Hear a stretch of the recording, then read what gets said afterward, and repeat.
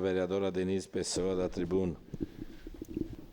Declaração de líder da bancada do Progressista.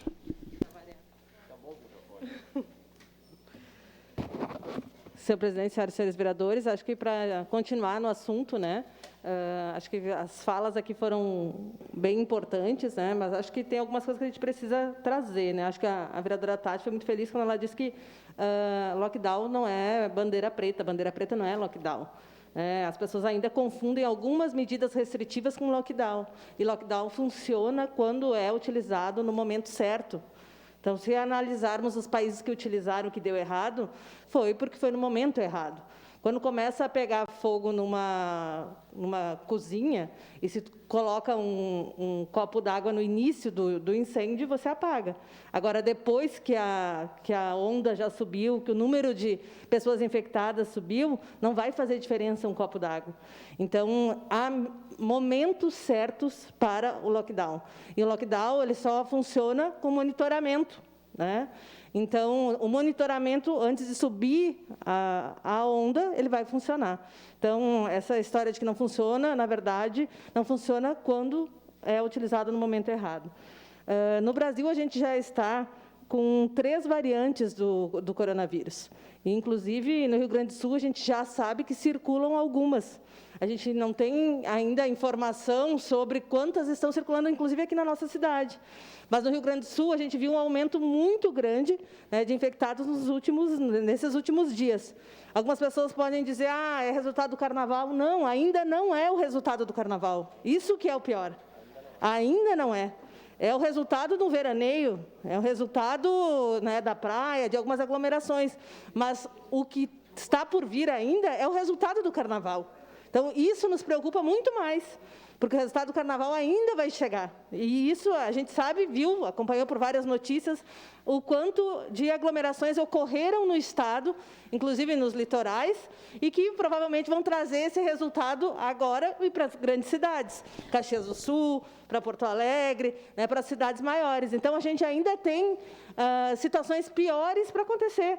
E eu entendo que essas medidas restritivas, elas vêm sim com uma cautela, porque se a gente vai ter o resultado do carnaval nos próximos 15 dias, as medidas são até dia 1º de março. Então, a gente precisa realmente dar uma atenção especial. Acho que não é momento, todos nós sabemos e todos nós gostaríamos que nós tivéssemos a vida normal de volta. Todo mundo gostaria. E acho que nenhum governante gostaria de fechar empreendimentos. Não, muito pelo contrário. Eu, como mãe, e sei que aqui tem vários pais e pessoas que têm crianças na família, sabem da necessidade de uma escola. Se tem, acho que não tem mãe nessa cidade, ou no Brasil, que nesse 1 ano de pandemia não esteja enlouquecendo com as suas crianças em casa. A gente sabe que a necessidade de um dia tu deixa num lugar, outro dia tu deixa com outro dia, porque não tem onde deixar a criança. E isso é um problema. É muito choro, não só das crianças, mas das mães, das famílias que não têm onde deixar. Então, a gente tem aqui a nossa também solidariedade com as famílias. Mas, no entanto, a gente precisa se apropriar mais das condições dessas variantes do coronavírus, porque a gente sabe que tem variantes que já estão atingindo, inclusive, crianças, né? A gente não sabe quantas variantes estão no estado. Isso a gente não tem ainda, a gente não se apropriou sobre o que vai fazer com as pessoas, mas a gente sabe que contamina muito mais. Então, a gente precisa realmente ter responsabilidade e cautela. Não é momento agora de liberar geral. A gente tem uma curva muito acelerada, um aumento muito acelerado, um contágio muito grande, e nesse momento que a gente ainda está por vir um resultado desse momento do carnaval, a gente ainda não sabe o impacto disso. Então, a gente precisa ter cautela. E aí, também, para algumas pessoas que dizem, voltar às aulas. As aulas existem de forma remota. A gente não pode ser injusto com os professores e dizer que os professores não estão trabalhando em casa. Os professores estão trabalhando muito. Inclusive, para acompanhar toda a realidade dos seus alunos, trabalham à noite, porque às vezes o celular do pai é a forma de acessar a aula, o material. Então, os professores não trabalham mais naquele horário que seria do turno da tarde. Trabalham quase que 24 horas por dia. Tem sido muito cansativo, inclusive, para os professores. E nós sabemos que os professores também querem o retorno às aulas presenciais, porque é melhor, porque também ensina, porque consegue ter um horário. Eles não é tem um ar de que tem professor que não quer trabalhar.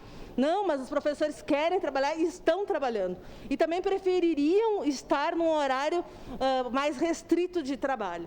Mas, no entanto, a realidade hoje ela é muito complexa. Então, eu chamo a atenção para a nossa responsabilidade para essa questão da saúde. A gente está aqui para refletir um pouco sobre essa questão e dizer que a gente precisa ter responsabilidade. Aqui não é alguém que é contra abrir, contra emprego, contra a saúde. Todo mundo é a favor da saúde, todo mundo é a favor do emprego. A gente tem que medir isso. E se o governo do Estado tem monitoramentos com profissionais, tanto na área da saúde, também dialoga com o setor econômico, dialoga com os prefeitos e não faz nada tão engessado, eu vejo que tem menos chance de errar. Mas erra porque todos nós somos humanos. Vereadora Estela tem essa parte. Então, eu acho que são várias as questões, tivemos várias ineficiências desde o início da pandemia que nos trazem até aqui. Nenhum dos debates que a gente está fazendo numa situação de normalidade. Ao contrário, nós estamos debatendo referente ao pior momento que o nosso Estado enfrenta. Então, com certeza, nenhum de nós que traz aqui apresentando alguma medida está apresentando a medida ideal. Porque o ideal seria não estarmos mais em uma pandemia, mas estamos. Inclusive, quero parabenizar os dados trazidos pela vereadora Tati, porque eu acho que são várias questões aqui que ficam o dito pelo não dito.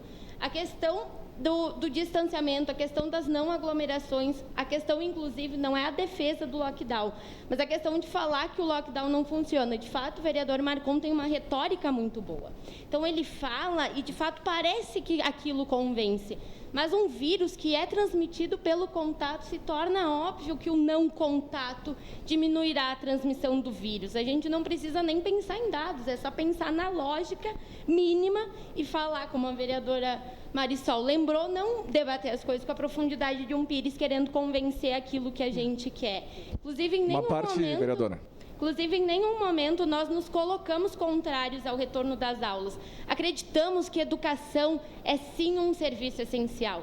Acreditamos e defendemos a relação professor e aluno. Inclusive, quando muitos partidos, antes da pandemia, defendiam o ensino EAD, era nós do campo da esquerda que defendíamos a importância das aulas presenciais. Então, neste momento, não nos coloque no lado contrário da força. Nós defendemos a importância também pela questão econômica dos pais e principalmente das mães que estão sofrendo em casa por não poder trabalhar. Então, nós sabemos que a situação é muito difícil. Nós sabemos que os pais, as mães, estão passando muita dificuldade para pagar o aluguel, para botar comida na mesa. E que isso é, sim, muito prejudicial para os nossos estudantes. Mas também estar numa escola sem segurança é prejudicial. Quanto vale uma vida? Eu trago esse mesmo questionamento. Eu acho que isso é sempre muito importante estar presente no nosso debate.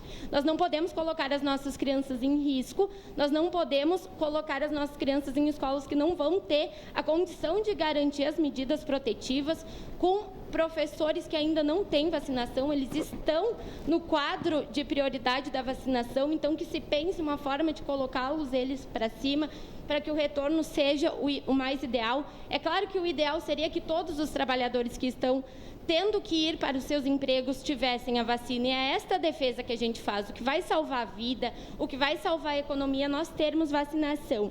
Em relação ao funcionamento das casas noturnas, eu acredito na importância de nós termos um olhar muito sensível para essas pessoas. Vereadora.